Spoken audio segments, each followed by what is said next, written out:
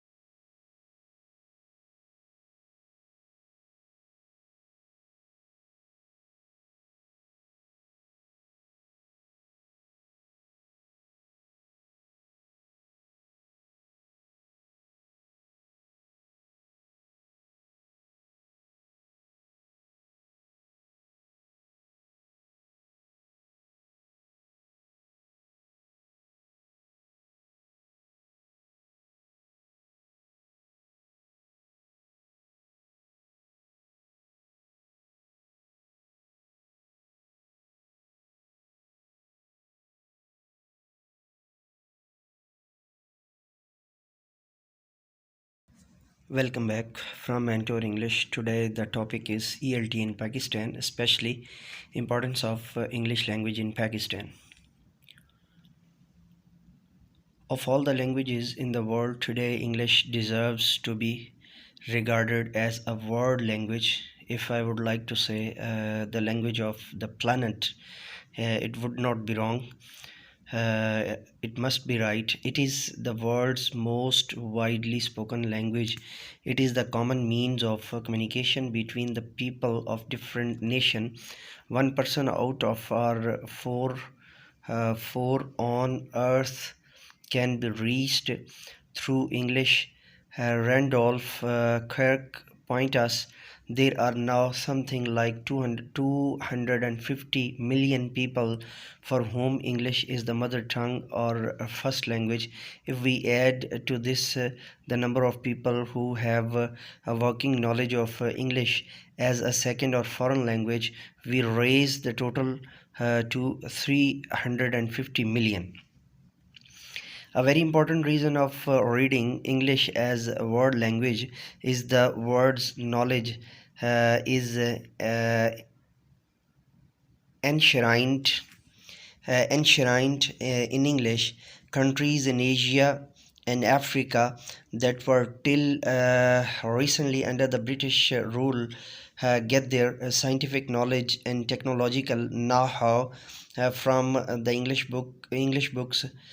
It is knowledge of English that helps these countries maintain the high level of their intellectual and scientific training and achievement.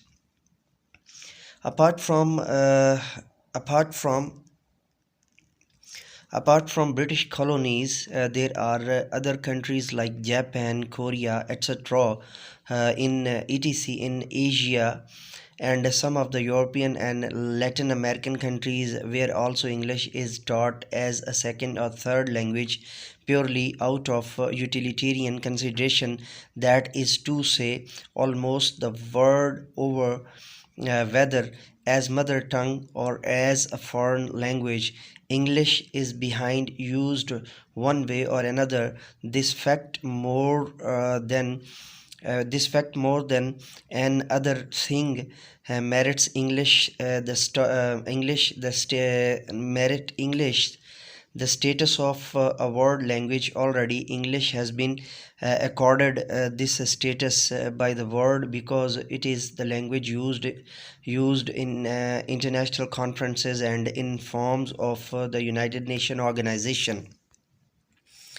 English is being learned and used all over the world, not out of any imposition, but through the realization that it has certain inherent advantages. Today, the compulsions of learning English are no longer merely political but scientific and technological, and no longer is English the language of Great Britain only. It is the it is the language required by the world for greater understanding. It is the most international of languages. So there is no doubt the English exercises a great influences on the educated classes of the country. It continues to be the medium of instructions in technical, medical, law, and other institutions. It is the language of high courts and the Supreme Court. The English press in the country is very powerful and enjoy not only more circulation but also better influence than the vernacular press. English has been rightly described as the language of opportunity. Knowledge of English is a successful passport for employment. We can examine the importance of the study of English in Pakistan under the following heads: English as an international language, English as a window on the world, English as a library language, English as a link language.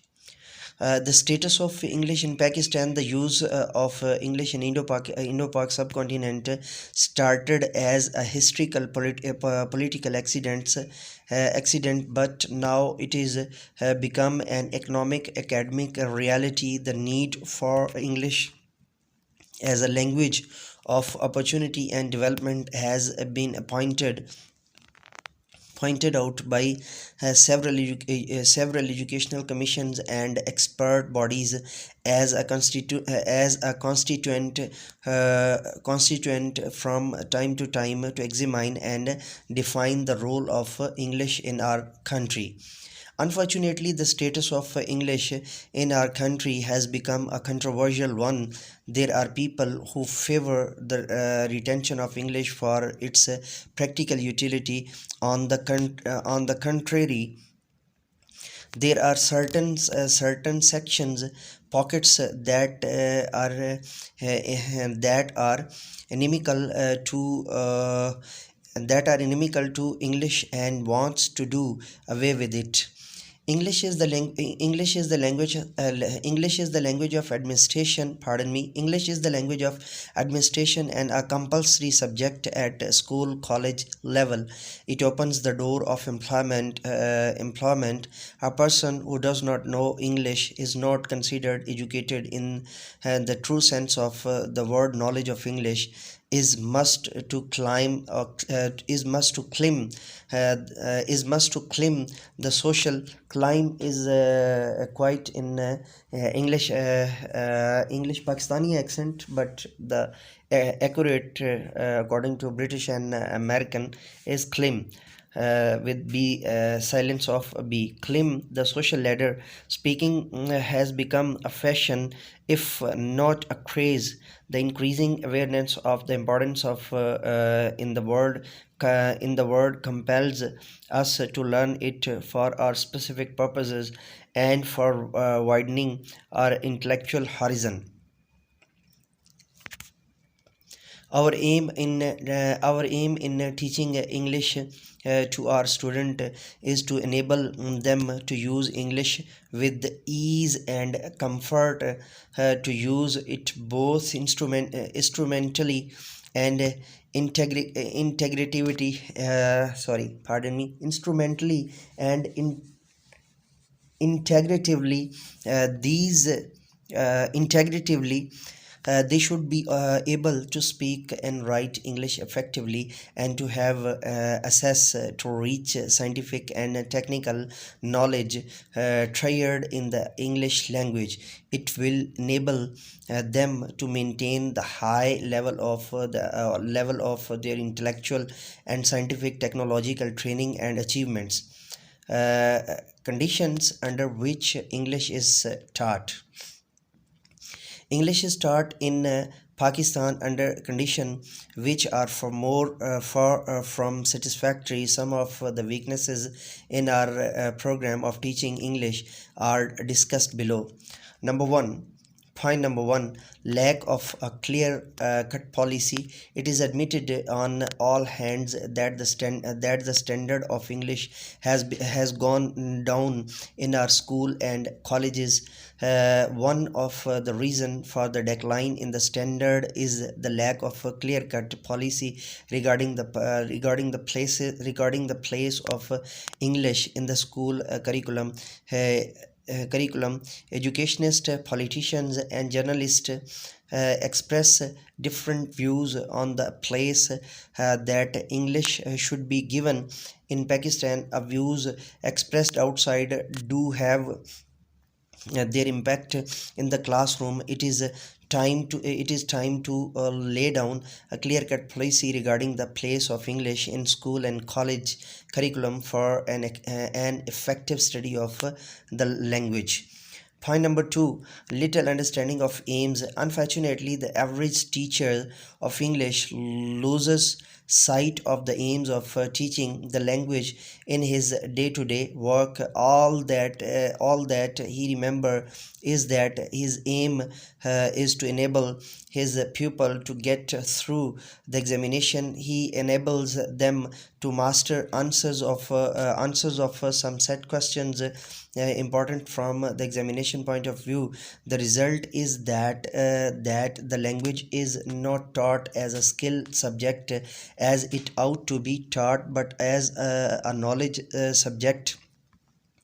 As a knowledge subject, they acquire very little proficiency in the linguistic skills that really matter. They cannot express themselves in English. They are incapable of writing a few correct sentences. They acquire no love for reading books in English. Point number three, dearth of competent teachers. Dearth of competent teachers. Not all teachers of English are fully equipped to discharge their duties. Some people believe that no specialized training is needed to teach his language. By and large, teachers of English themselves are unaware of the latest techniques of teaching the language. Their knowledge of the language is insufficient, and their pronunciation is defective. The foundational years for the teaching of English in schools are in the hands of teachers who neither know enough English nor are familiar with the latest and far-reaching developments in the pedagogy of English.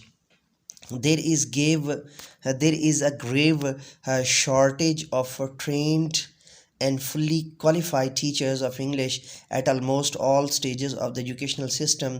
The supervision of English teaching in schools has continued to the neglected with hardly any trained specialist engaged in this task. The result is that the teacher receives no guidance in their teaching. They go on following the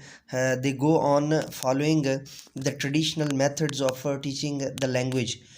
Point number four, substandard textbooks. English readers and textbooks are substandard in their writing. On attention has been paid to the selection and graduation of selection and gradation of structures. Also, vocabulary has been graded from year to year. Yet the author of these books do not take pains to see that if you word paint here, it would also give intricacies according to the subject or according to the point of view to see that. But the real word is books do not take pains. These books do not take pains see that it properly used in a manner to facilitate its grasp by the students. Some of the words which are sought to be taught appear only once in the text. In our textbook, we lay more stress on the subject matters rather than on the teaching of the language. The author of the textbooks is required to include chapters on the biographies of great men, on health and hygiene, road sense, etc. As a result, he pays more attention to subject matters rather than to the language. The illustrations in these books, which are indeed few, leave much to be desired. There is usually not included any practice exercise to teach the language to the students. Rather, there are testing exercises. Point number 5, inadequate material facilities. Modern teaching lays emphasis on the use of audio-visual aids. These aids make the lesson interesting and easy. Our schools are not equipped with audio-visual aids such as flashcards, charts, pictures, models, film strips, gramophone, record, tape recorders, and internet facilities also for this purpose, etc., which help in language learning. Even some classrooms functions without a suitable blackboard or colored chalk. Unless these material facilities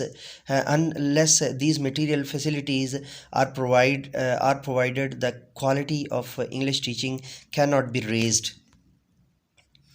The faulty examination system, since the type of examination influences the method of teaching to a large extent. Examination in English is to be blamed for some of the defects that have crept in under the present system. A student can get through the examination if he cares to remember answers to certain stock questions. He need no even read the prescribed textbooks.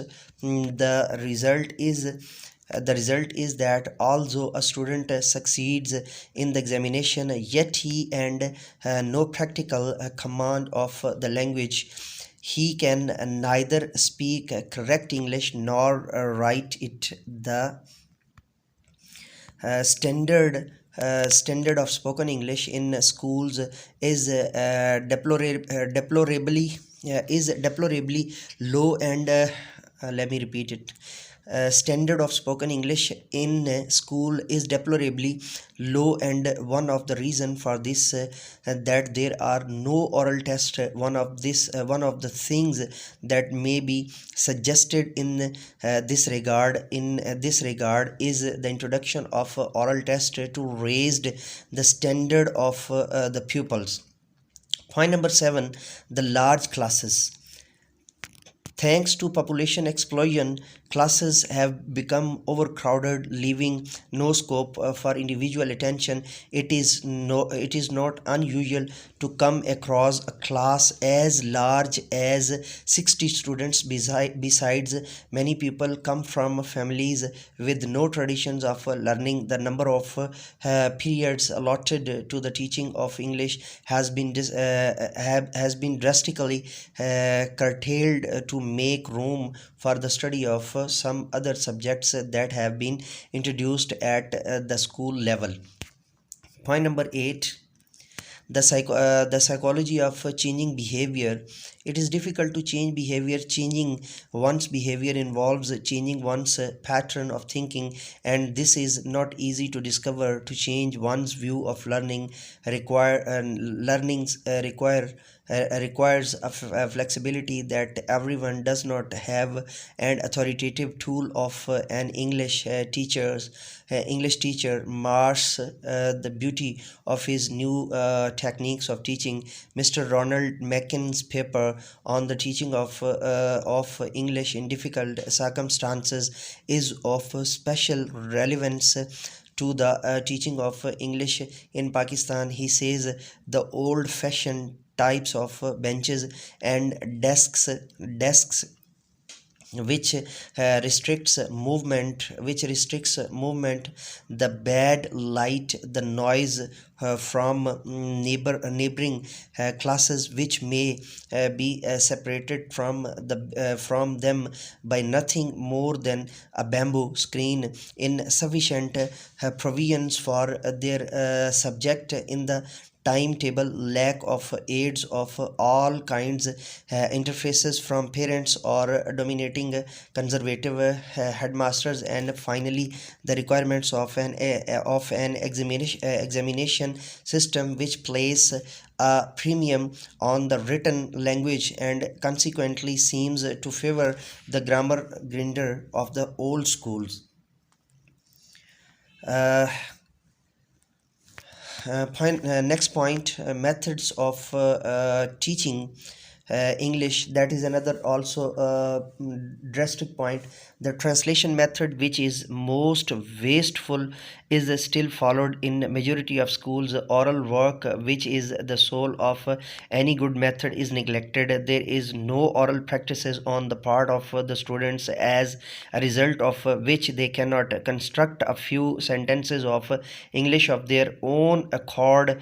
All that they do is to cram answers to certain set questions, and the teachers help them do so. The method to be followed is the oral oral approaches oral approaches pardon me oral approach, popularly known as structural approach in our country. There are some institutions like Bacon House, Halley Institute, etc., Mentor English Professor MA-Raza, where direct method is adopted in teaching English, but the number of these institutes and the outcomes is very less. So you have to offer to your neighbor one to subscribe Mentor English Professor MA-Raza for the direct method, inshallah, for more intricacies about English and spoken English and the teaching English. The next important problem, cultural impact of English introduced to us the civilization of the other foreign countries, especially the Western culture. It is through this language that we had shared the wisdom of the West in the struggle for independence.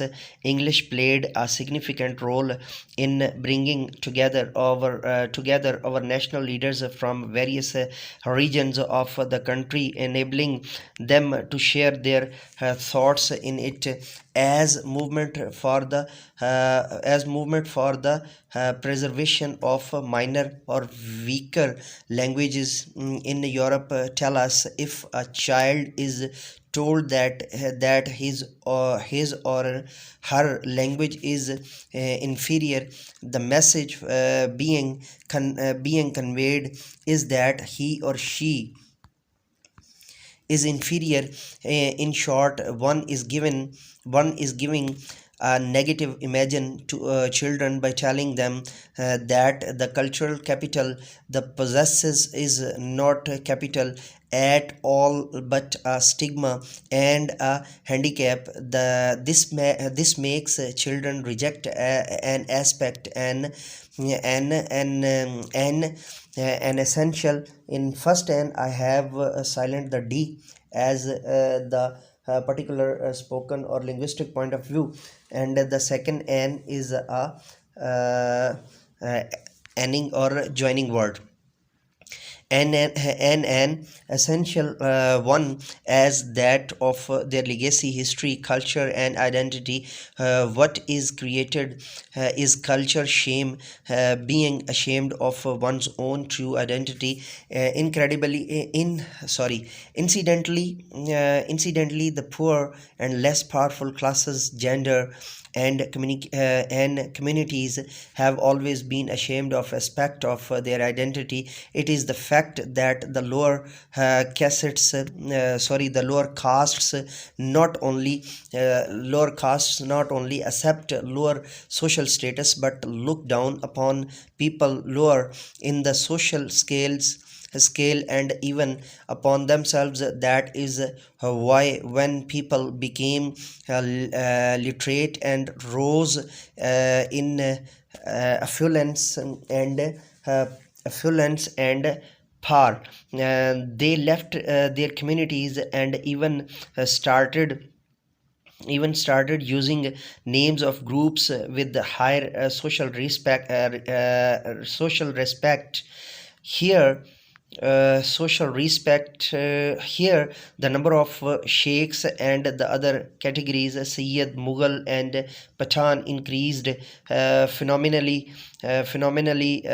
while the occupational caste groups registered a sharp decline. Moreover, there are many literary works in Urdu and other languages, not to mention one's own observation, that show how embarrassed the poor are, their houses, their clothes, their food, their means of transportation, and of course their languages.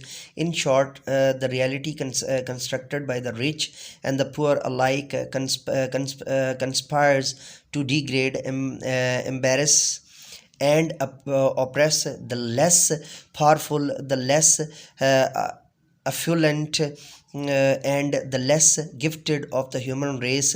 This relates to language shame, being embarrassed about one's language, and hence to possible language death. Either the speakers die, or which is more often the case, the voluntarily shift to a powerful language which help them survive, but as member of another human group rather than their own.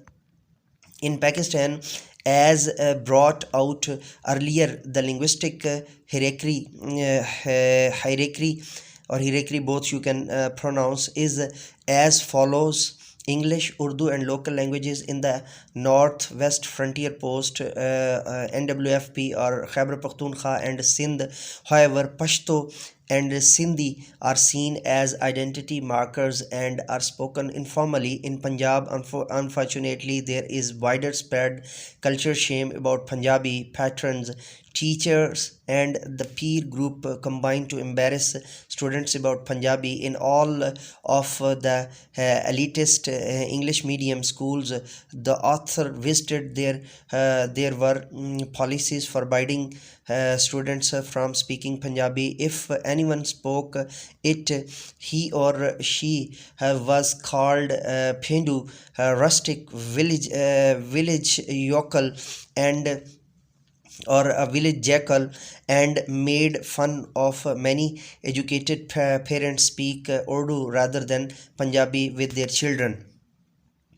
Pakistan TV plays use the terms Urdu medium for lack of sophistication. The children of elitist English medium schools are indifferent to Urdu and claim to completely bored by its literature. They are proud to claim lack of competence in the subject, even when they get a grades in the O and A level examination. They read only English books and not Urdu ones, nor those in the other languages. These attitudes are having a squeezing effect on Pakistani languages. Urdu is safe because of the huge pool of people very proficient in it, and especially because it is used in lower level jobs, the media, education, courts, commerce, and other domains. In Pakistan, Punjabi is a large language and will survive despite culture shame and neglect. It is used in the Indian Punjab in many domains of power, and what is even more significant, it is the language of songs, jokes, intimacy, and informality in both Pakistan and India. This makes it the language of private pleasure, and if so many people use it in this manner, it is not in real danger. We have seen that the language policies of Pakistan, declared and undeclared, have increased both ethnic and class conflict in the country. Moreover, our westernized elites in their own interest are helping the forces of globalization, and threatening cultural and linguistic diversity in our society. In this process,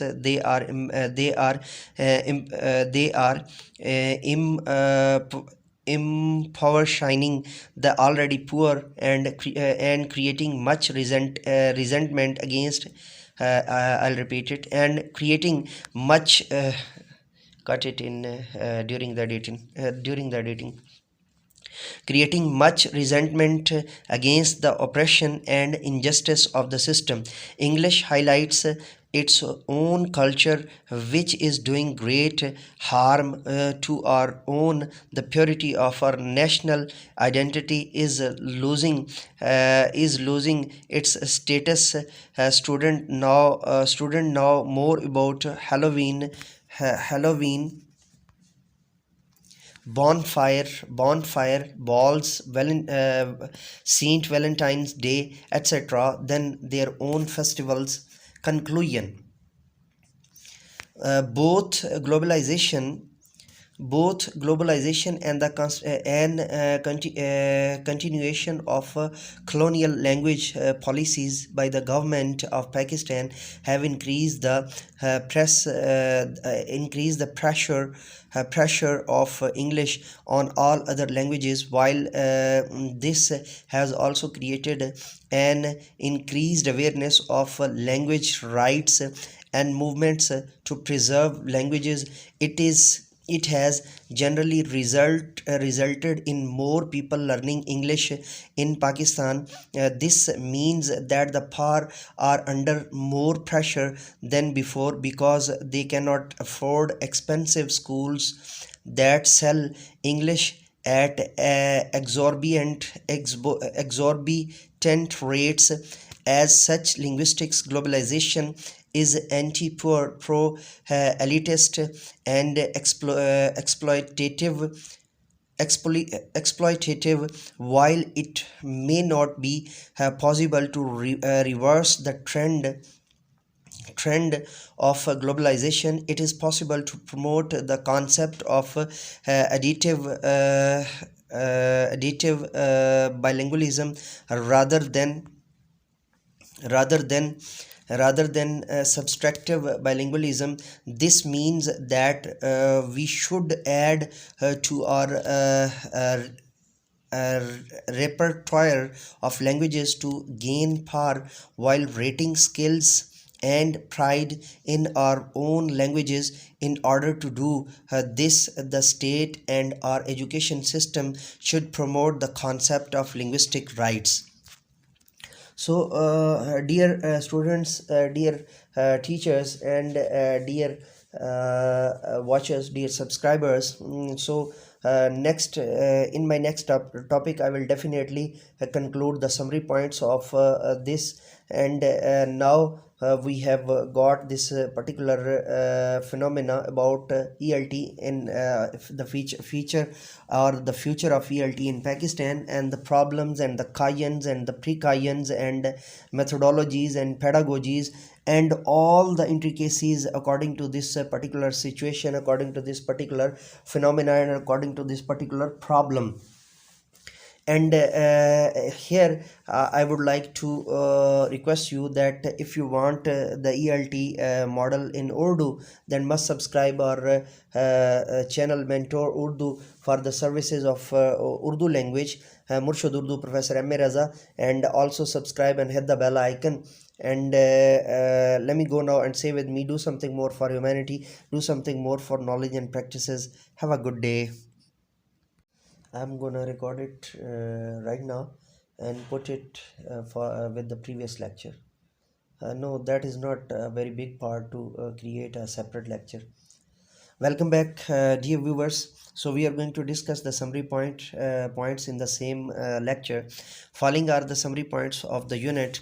Despite being a controversial issue, English enjoys the elite status in our country, Pakistan. Therefore, point number two. Therefore, English language teaching has very important place in our educational policy. Point number three. Despite the fact English language teachers face many problems in teaching it and acquiring the desirable outputs, the condition under which English is taught in Pakistan are lack of clear-cut educational policies, little understanding of aims of teaching English, dearth of competent teachers, wrong teaching methods, defective textbooks, faulty examination systems, large classes, changing psychological behavior, and insufficient provision of audiovisual aids. Uh, the next point is English has its own cultural impact, and subsequently, one having English speaking skills is regarded as as an educated person in the Pakistani society. So we are going to dear student, I will give you the self assessment through your emails, and must log on hope.wafaq.online, or you can join through www.wafaq.online. So there are other courses if you want, that is particularly for private teachers, and the students are earning with their learnings. So you can join our platform, and at that platform you particularly fetch the English at elite level, at advanced level, or super advanced module, inshallah. Let me go now and say with me, do something more for humanity, do something more for knowledge and practices. Have a good day. From Mentor English, welcome to all, dear viewers, dear watchers. So the topics are going on classification of comedy.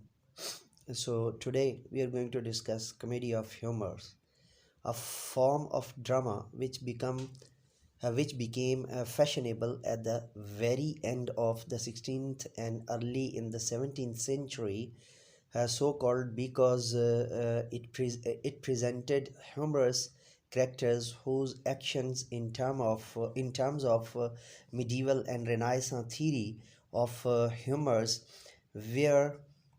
humors were ruled by a particular passion, trait, disposition, or humor. Basically, this was a physiological interpretation of character and personality. So there were ample precedents for this in Allegri, Tudor morality plays, and interludes. Ben Johnson's appears to have been the first person to have elaborated the idea on any scale. His two outstanding works in this kind of comedy are Every Man in His Humor 1598 and Every Man Out of His Humor 1599. So here you can fetch the important idea of comedy of humor and the important points, and we have discussed that how Ben Jonson is related to it, and how the very important person how medieval and Renaissance is related to it, and some other sort of important sequences. For example, from 1598, every man in his humor, and 1599, every man out of his humor. So it was the basic analysis and basic definition of a comedy of humors. We will be right back with you with the new topic, with the new gossip, or with the new vlog, or with the new lecture, inshallah. Let me go now and say with me: do something more for humanity, do something more for knowledge and practices. Have a good day. From Mentor English, welcome back everyone, my dear viewers, watchers, dear teachers, dear parents, dear students, including male and females, and my dear watchers, my dear fans. The topic was going on the classification of comedies. So today we are going to discuss two important types of comedy: comedy of ideas and comedy of intrigue. So comedy of ideas, the first one. Let's get started and let's do it. A term loosely applied to plays which tend to debate in a witty and humorous fashion ideas and theories. Shaw is an outstanding exponent in Man and Superman. 19 Shaw mean here GB Shaw, George Bernard Shaw.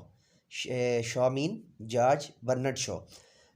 Superman 1905 or 1905, The Doctor's Dilemma in 196, 906, etc. So we can say it that the particular comedy of ideas is related to the plays of J.B. Shaw, George Bernard Shaw, and the second point, and or second type, sorry, the third type, according to the previous lecture, comedy of intrigue, a form of comedy which depends on an intricate plot full of surprises and tends to subordinate characters to plot. The distinguishes this This distinguishes it from comedy of manners, though the later may also have complex plots. Later may have also complex plots. The form originated in Spain. The form means the type of comedy of intrigue. So this form is originated in Spain. It has not appealed much to English dramatists. So comedy of intrigue is not usually appeal to much of the we can say the criteria, or we can say the group of dramatists usually reject it, or it is being rejected by some of or more of English dramatists. So we will be right back with you with the new topic, or with the new type of comedies. And let me go now and say with me: do something more for humanity, do something more for knowledge and practices. Have a good day. Welcome back everyone.